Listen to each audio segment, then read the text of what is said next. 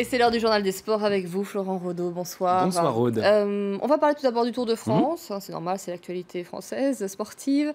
C'était la 11e étape aujourd'hui. Voilà, une deuxième étape de montagne dans les Pyrénées, 188 km avec la mythique ascension du Tourmalet. Et c'est le Polonais Rafał Majka qui s'impose. Le coureur de l'équipe Tinkoff Saxo a fait cavalier seul en tête et il s'impose en solitaire à l'arrivée à Cauterets. Sa troisième victoire sur le Tour après ses 2 succès l'an dernier. À part ça, pas de grosse différence aujourd'hui dans le peloton après la démonstration de force de Christopher Froome. On en parlait hier, Aude. Les favoris ont tous fini groupés sur la ligne d'arrivée. À noter en revanche une pluie d'abandon ce mercredi avec pas moins de 5 coureurs qui ne reprendront pas la route demain. Rafał Majka, le vainqueur du jour, a dédié sa victoire à ses coéquipiers qui sont justement hors du Tour et qui ont dû abandonner. On va l'écouter. C'est le Tourmalet. Ce n'est pas une étape facile. J'aime ce temps quand il fait chaud. Je suis très heureux. Cette victoire est pour mes coéquipiers, pour Ivan Basso, qui a dû rentrer chez lui. C'est aussi pour Daniele Benati, qui a chuté aujourd'hui. Au classement général, Christopher Froome est toujours en jaune. Le podium reste inchangé par rapport à hier. Et 2 Français sont toujours dans le top 10. Vincenzo Nibali l'a lui quitté. Le Tour de France, vous le savez, c'est aussi des milliers de supporters le long des routes. Le rendez-vous à ne pas manquer pour les fous du vélo. C'est un sujet signé Grégory Naboulet et Antoine Husser. Sur la route du Tour, il ne passe pas inaperçu. D'ailleurs, toute la caravane le connaît. Ça va les amis? Oh, comment ça va? Je te remplace. Non, ça va aller. Ça va aller. Bon, ok, sinon je peux. Guy, alias Pipo le clown, est une star des bas-côtés. Même Raymond Poulidor ralentit pour le saluer. Je dis à ma femme, on s'en achète un camping-car et on part sur le Tour de France. 5000 km en 3 semaines et toujours déguisé. C'est formidable, hein. Le Tour de France est une fête. Guy est un passionné qui aime le vélo et surtout bien rigoler. Ça fait quoi d'avoir son mari qui fait le clown sur le bord de la route? Dis la vérité. Qu'est-ce que je vais vous répondre?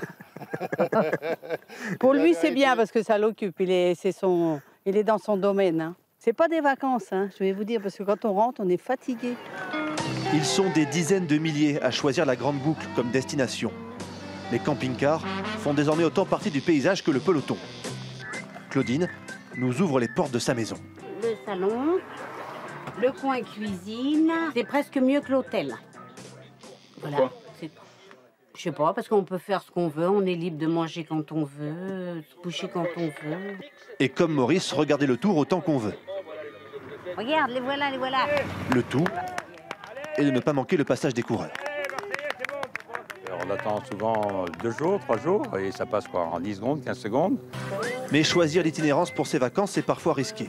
Jean vient de Belgique et a malencontreusement sauté une page dans son cahier. Je me suis garé à un endroit où je pensais que le Tour passait parce que les flèches étaient là. Et en fait, le matin, quand j'ai mis mes drapeaux, on m'a signalé, mais monsieur, c'est pas ici qui passe aujourd'hui, c'est demain. Mais aujourd'hui, aucun souci. La course peut commencer. Voilà la vie sur les routes du Tour. C'est beau? Je crois que j'ai pas réussi à enchaîner. Vous allez Allez, parler c'est de parti. football, hein. Voilà, on va parler de Copa Libertadores, la plus prestigieuse des compétitions en Amérique du Sud, l'équivalent de la Ligue des Champions ici en Europe. Aude va s'en remettre, j'en suis sûr. La première demi-finale allait opposer la nuit dernière les Argentins de River Plate aux Paraguayens de Guarani. Et ce sont les Rouges et Blancs de Buenos Aires qui se sont imposés 2-0 dans ce match. Le premier but, vous l'avez vu, il est signé Mercado à la suite d'un corner botté côté gauche. 1-0 pour les hommes de Marcelo Gallardo et je vous laisse profiter du deuxième but. Voilà, un lob magnifique, un golazo comme on appelle ça là-bas, un but extraordinaire, un petit lob piqué sous la barre du gardien paraguayen. Il est l'œuvre de Rodrigo Mora, l'Uruguayen. River Plate prend donc une très belle option pour la finale. Dans l'autre demi-finale, les Brésiliens de l'International Porto Alegre vont défier les Mexicains des Tigres, où évolue un certain André Pierre Gignac, l'ancien attaquant de l'Olympique de Marseille. Oh, une minute après, on n'y est toujours pas.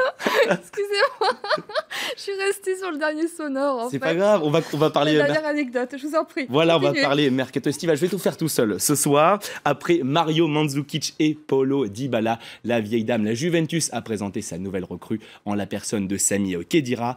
L'Allemand arrive en provenance du Real Madrid. Il a signé jusqu'en 2019. Âgé de 28 ans, le milieu de terrain portera le numéro 28. Pas très original, me direz-vous.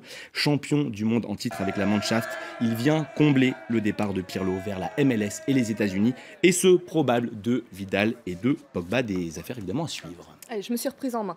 On va terminer avec du golf, avec le British Open, c'est dans 24 heures. Voilà, le British, 3e majeur de la saison de golf. Si vous suivez l'actualité de la petite balle blanche, vous le savez, un joueur domine outrageusement le circuit depuis le début de l'année. Cet homme, il est à l'antenne, c'est Jordan Spieth, à 21 ans, le numéro 2 mondial, vient tout simplement de remporter les 2 premiers majeurs de la saison, l'US Open et puis les Masters d'Augusta, égalant presque le record de précocité d'un certain Tiger Woods. Je suis sûr que ça vous dit quelque chose, Aude.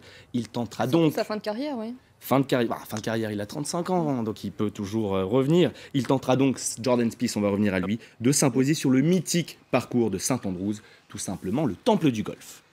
Merci beaucoup, Florent. Excusez-moi d'avoir été vous, dissipé avec ce reportage. Le Focus.